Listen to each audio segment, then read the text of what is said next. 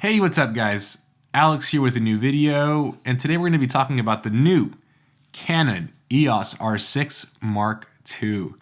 If you're new to the channel, I am a portrait photographer based out of Orlando, Florida, and I used to be a Canon shooter. Up until about a few months ago, I used to shoot with the R5 and the R6. I shot with those cameras for about 2 years, and I absolutely loved my experience with them. So if you're interested in why I switched, I'll link the video down below. Anyways, when Canon announced the R6 Mark II, it wasn't a major change, but I had to get my hands on it to give it a shot and do a review for you guys. With that said, I've only had this camera for about a weekend and definitely not enough time to do a review, but I wanted to get my first impressions out there. So again, not a review, but my first impressions. This upgrade is a very minor upgrade, and if we're using iPhone terminology, this would be like an S upgrade as far as the cameras go. But like I do with all my videos, guys, I'm going to be putting up images I shot with the cameras throughout the video. All these images have been edited with my preset, which is available in the description down below. I will be talking about 3 things primarily in this video: ergonomics, autofocus, and image quality.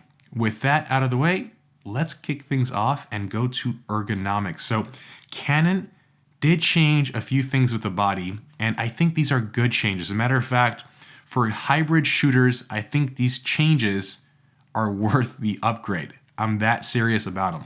So first and foremost, they switched the on-off button to the right-hand side, and you now have a switch that goes from on to a lock position and then off. This is really nice because on the left-hand side where the previous on-off button used to be, you now have a photo and video switch. So first things first, if you have tons of muscle memory like I do with the older bodies, it does take some time to get used to, but once you get used to it, you're good to go. This is huge because with the R6, one of the biggest things that stopped it from being a really, really good hybrid camera for people who do both photography and video at the same time was switching from photo to video was not quick enough. You had to physically move this freaking dial to the video mode in order to switch from photo and video, which meant if you're doing both photo and video coverage, it's not very intuitive. I actually know a few hybrid shooters that switch from the R6 to the R5 just because of that feature. By Canon doing this with the R6 Mark II, it is now, I think, one of the perfect hybrid shooters cameras. From an ergonomic standpoint, you can quickly switch between photo and video, have your settings saved, and kind of cover both ends. So I know it's just switches we're talking about here, but I think it's a huge move from a hybrid perspective. Another change they made is in the top, you now have Canon's new multi-interface shoe. So this interface shoe will be able to interact with different microphones, different accessories, and power it through the hot shoe. Sony has done something like this for quite some time. Canon introduced this with the R3, and it has now rolled down to the R6 Mark II. Other than that, the camera is pretty much the same. I will note another change that isn't mentioned, but if you have used both cameras, you'll feel it. The actual autofocus joystick no longer has ridges on the side and is now like a smooth joystick. Not a big thing, but I noticed it because when I was using it, my finger would just slip off, where previously there's some ridges on the edges that kind of give you that extra grip. And yeah, it's something super minor, but I noticed it right away when I was like, why is my finger kind of just slipping off the joystick? Anyways, other than that, same viewfinder, same screen, same battery life, and the body is pretty much identical. You do have a Mark II in the front, and you also have the latest addition, a new 24 megapixel sensor. We'll talk about that in the image quality side of things, but as far as build quality and ergonomics, look, I used the R5 and the R6 extensively for 2 years. I shot them in multiple environments. I shot them in the heat, in the cold, in the rain. These cameras are built like tanks. I haven't had a single problem with the R5 or R6. This camera feels like the R6, so I think from a build quality it's going to be just fine, and every new addition they have done to this camera only makes it better. So Canon, kudos on improving the R6 Mark II and not being scared or worried about it kind of interfering or taking away buyers from the R5. So very welcome changes here with the body. Moving on to autofocus. This is interesting. So essentially this camera borrows the autofocusing system from the R3. I also use that system. And I'm not sure if it's because I'm using a brand new camera with the first firmware, or because the shoot I did this past weekend, I did with a rented lens. I rented the RF 85mm f1.2, and I didn't check to see if it had the latest update. So I want to make sure I point that out, because this camera struggled with autofocus. I'll be putting up examples as I talk about it, because it surprised me. Now, again, I shot with the R3, R5, R6. I know how to use these cameras. I never had a single autofocusing problem with any of those cameras. With this camera, timeout, quick cut. I had to add a lens to the camera to see the feature I'm going to talk about next. But as I was saying, this camera added a new feature called AI Focus. So with the previous R5 and R6, you had one shot and then you had servo, so continuous shooting. I usually shoot these cameras with servo shooting, face detection, and it works like magic. For this one, I wanted to try its new AI Focus. Now, on top of that, you now have a subject detection feature. You can set it on auto and it'll detect if it's a car, a person, an animal, or you can specifically say I'm shooting a person. When I was using this camera, I specifically said I was shooting people because I was doing a portrait session and an engagement session. Those were my settings, and time again, the camera would struggle to focus. It was weird. That's why I think it might have been the lens not being updated, or it could have just been that new feature, because I switched to servo mode after trying it for a while and just kind of getting frustrated with the missed shots. I switched to servo and the camera worked perfectly fine. I wanted to put it out there. Again, could have been user error, but like you've seen in the examples, this camera missed focus a lot. Because it worked in servo and not in AI, part of me wants to think it was the lens not being up to the latest firmware, or Canon needing to release a firmware update for its lenses and compatibility, because when using the AI autofocus, the camera would not keep focus on slow moving subjects. I never experienced this with the R3, so I know there's something going on here, but I experienced it, and I would not be doing y'all justice if I didn't mention it. So as I continue using this camera more, I'll bring you more updates. This is just my first impressions. Other than that, when I switched back to servo mode, the camera worked like advertised. I think here's an interesting point, right? So this borrows the R3's autofocusing system. Look, the R5 and the R6 are already incredible cameras, and they already have incredibly fast autofocus. Will this be faster? Maybe in certain situations. Again, if you're shooting sports or quick moving subjects, but if you're a wedding photographer or a portrait photographer, the new added autofocusing features aren't going to be night and day. They're not going to be a feature worth upgrading for just for that. With that said, I think I've covered enough on the autofocusing. Let's go ahead and move on to image quality.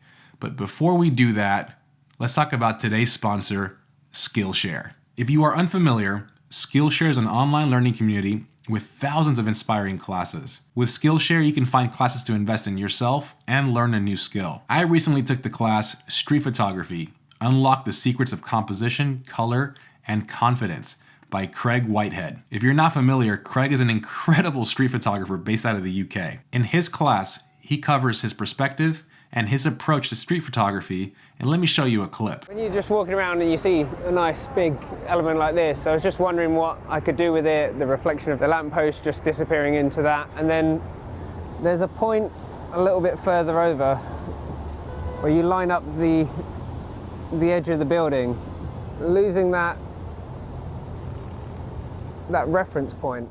If you want to get started on street photography and learn from an incredible photographer like Craig, this class is for you. Because Skillshare is sponsoring today's video, the first 1,000 people to use the link in the description down below will get their first month free. Thank you, Skillshare, for sponsoring today's video. Moving on to image quality. The R6 Mark II has a new 24 megapixel sensor. It is not backside illuminated like the R3, so it's a brand new sensor from Canon, and it's a 4 megapixel upgrade from the R6.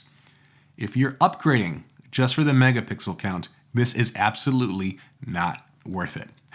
So it's a super small bump, and again, like I mentioned in the beginning of this video, I would consider this camera like the S upgrade if you're using iPhone terminology. The new sensor is a nice addition. It's definitely nice to have 4 megapixels, but it's not the only reason you should upgrade or even upgrade to this camera. You've seen the photos I've been playing throughout the video. I will also include some raw photos for you to download and play with yourself, but I wanted to do a deep dive on a few photos to cover dynamic range and high ISO. Look, I was perfectly happy with the R6. 20 megapixels was enough for everything I did, especially wedding photography. So my biggest fear with this new one was, how will it do with high ISO? Because with the R6, I could shoot at 6400 ISO comfortably and be incredibly happy with the results because it had little to no noise. So was this upgrade worth it? Detrimental to high ISO? Let's do a quick deep dive and look at some photos. Okay, so I have a few images pulled up. Let's take a deeper dive. Not gonna spend too much time here though, because 4 megapixels is not a huge difference, and we're gonna do a comparison between the R6 and R6 Mark II in the future.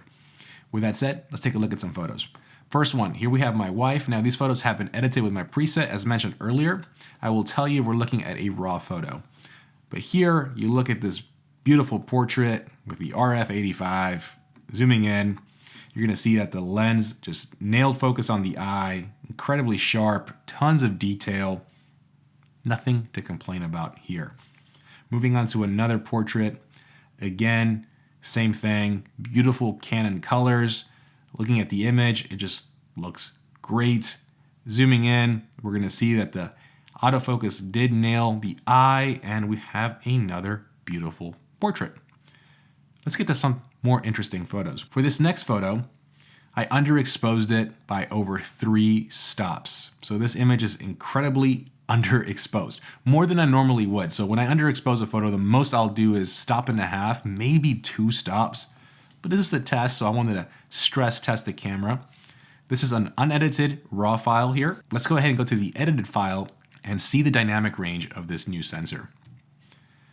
The edited file looks incredible. So again, just seeing the file here, you would never be able to tell that this photo was underexposed by over 3.5 stops. Zooming in, you will see there is some noise in my wife's hair. This is pushed over 3.5 stops. So if we look at the photo, you will see some noise in her skin, but this is not crazy. Like, this is totally usable. I could bump down the shadows a bit and remove some of the noise in the hair, but the skin tones are great. Everything about it looks great. There is some noise in the background, but like, again, this is nothing major. This is totally usable, and I never underexpose this much, which means the dynamic range on this camera is absolutely incredible. I had 0 complaints with the R6. The R6 Mark II looks to have improved the dynamic range, and I would comfortably be able to underexpose this camera at 2.5 stops and still get killer results. Really, really impressed with the dynamic range here. And this is better than some Sony cameras, and traditionally Canon's behind in the dynamic range area. So to see this kind of performance from a sensor that's not even backside illuminated is pretty impressive. Good job, Canon. What about high ISO? So I took a series of photos. These are all unedited. And this first photo we're looking at here is at ISO 1600. If we zoom in and we look at the background, so clean. This is an incredibly clean image at 1600. You hardly see any noise in the background, and it looks great. Let's move on to 3200. Again, let's zoom in, and you see some noise, but it's such a tight pattern that this does not seem bad whatsoever and is performing really, really well. ISO 3200 looks great on this camera. What about ISO 6400? So here we have ISO 6400. Zooming in, we see again a very tight noise pattern. Like, this does not look like digital noise. It is a very tight pattern. And at 6400, this is so freaking clean. This is very, very impressive by Canon, and I'm glad that the increase in resolution did not impact its low light capabilities. I did not do a ISO 12,000 test. I will be doing that when I compare it to the R6, but overall, low light is still incredible on this camera. It's still better than the R5, and if you need a low light monster on the Canon side, this is the camera to get. So that was a quick look at some images. Let's go ahead and wrap up my initial thoughts. So for my initial thoughts, this camera is a very nice incremental upgrade. If you own the R6, should you run out to upgrade? I'm gonna say no, unless you're a hybrid shooter that requires photo and video at the same time. You're doing coverage essentially for photo and video at the same time. This camera is not worth selling your R6 for, losing money, and upgrading to. I know I've only used it for a weekend, and I know this is not a review, but I can definitely conclude that because you're not getting a massive difference between cameras. Super incremental upgrade. But then the question is, if you are a photographer looking to acquire a new camera, and you're between the R6 and the R6 Mark II, which one do you go with? I think if you're looking to buy and invest in a new camera, for me, my advice is always go with the newest camera if you can afford it.